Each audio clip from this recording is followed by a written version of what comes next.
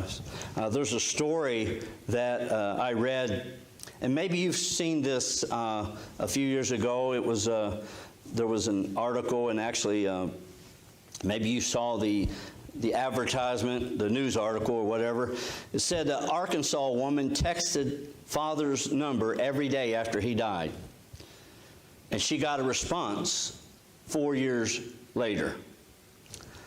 Her name was Chastity Patterson, and she was 23 years old.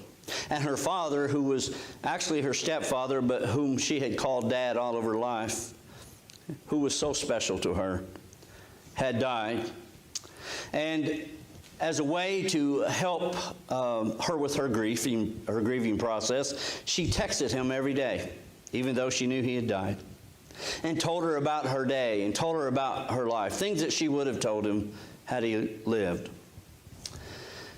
And even continued to tell about people that she might date. And one day, almost 4 years to the day that he died, of the anniversary, she texted a message to him.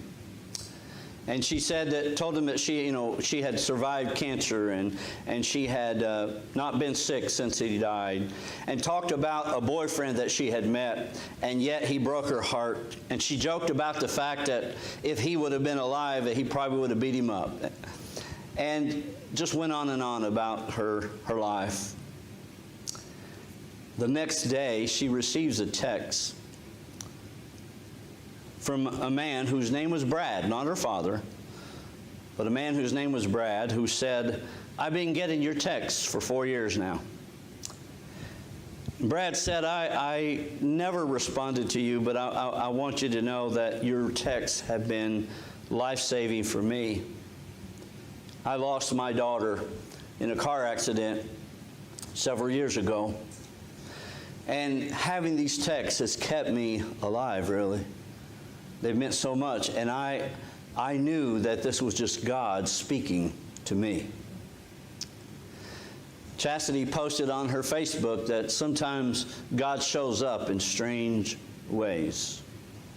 You know, whether God has taken some miraculous thing and making it happen, whether He's suspending the law of nature and standing on the boat and telling the waves to be still, or whether He's just taking a little boy's lunch and feeding thousands of people, God is always doing wonderful and miraculous things in our lives. And sometimes just when we meet the right person at the right time and things happen in such a way, in a spiritual moment, you know that's a sacred moment. You've been there.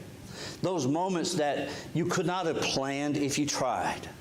But things come together in a way that you were able to experience a God moment. A moment where the universe just seemed to agree and God seemed to just put things together in the right place. And you just realize this is a special moment. God works through people.